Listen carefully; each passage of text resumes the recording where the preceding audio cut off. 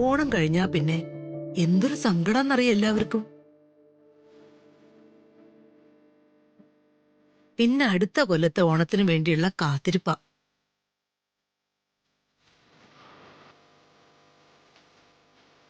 ആ വാ പ്രതാപൻ ഇരിക്ക്.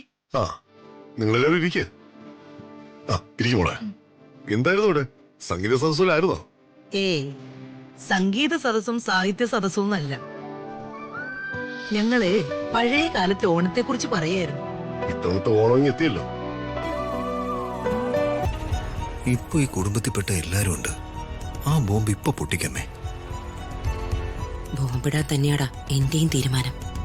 പക്ഷേ അത് തക്ക സമയത്തിടണം, എന്നാലേ പൊട്ടു. അല്ല അപ്പോഴും വെക്കേഷൻ ആയോ? അവക്ക് സ്റ്റഡി ലീവാ, നേരത്തെ ഇങ്ങ് പോന്നു.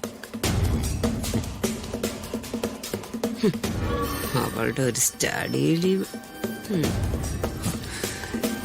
ഇപ്പൊ തന്നെ പറയാമേ. പറയാടാ. ഇത്തവണ മുറ്റത്ത് ഊഞ്ഞാല് കെട്ടില്ലേ ശരാ? നാളെ തന്നെ കെട്ടിക്കാൻ ചേട്ടാ. രാജുവിനോട് പറഞ്ഞാൽ മതി, അവൻ കെട്ടിച്ചോളൂ. ശരി ഏട്ടാ. എന്തിനും ഏതിനും ഒരു രാജു. എനിക്കൊരു ഐഡിയ തോന്നുന്നുണ്ട് പ്രതാപ. എന്താ അമ്മേ? എന്റെയും പ്രതാപന്റെയും ബാല്യകാലത്തല്ലേ ശരിയായ ഓണം ഉണ്ടായിരുന്നത്? ഇക്കാലത്ത് ഓണം ആഘോഷിക്കപ്പെടുന്നുണ്ടെങ്കിലും അതിന് പഴയ രസമൊന്നുമില്ല. അമ്മ പറഞ്ഞു വരുന്നത്? അതായത് കുട്ടികള് ശരിക്കുള്ള ഓണം ആഘോഷിച്ചിട്ടില്ല. അതുകൊണ്ട് അവർക്ക് വേണ്ടി നമുക്ക് ഗംഭീരമായിട്ടൊരു ഓണാഘോഷം നടത്തണം. അല്ല, എല്ലാ കൊല്ലവും ഇവിടെ ഓണാഘോഷം നടത്തുന്നുണ്ടല്ലോ.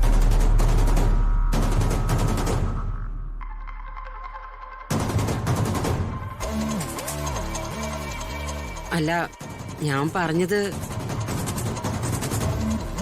പ്രതാപൻ എന്റെ ഉദ്ദേശം മനസ്സിലായോ? ഇല്ലമ്മേ. അമ്മ എന്താ മനസ്സിൽ ഉദ്ദേശിക്കുന്നത്? പ്ലാസ്റ്റിക് പൂക്കളും ഫാസ്റ്റ് ഫുഡൊന്നും ഇല്ലാത്ത ഒരു ഓണാഘോഷം നമുക്ക് നടത്തണം. ആ മെസ്സേജ് ഇപ്പൊ അങ്ങോട്ട് അയച്ച ഓണാഘോഷം ഇപ്പൊ തന്നെ കലങ്ങും. ഒന്ന് മിണ്ടാ നിക്കടാ. അമ്മ പറഞ്ഞതൊരു നല്ല കാര്യമാണ്. അതിനെന്താ, ഓണാഘോഷം നമുക്കിവിടെ നടത്താമല്ലോ. നമുക്കേ വേണ്ടപ്പെട്ട എല്ലാ ആളുകളെയും വിളിക്കണം. എല്ലാവർക്കും സദ്യയും ഓണക്കോടിയും കൊടുക്കണം.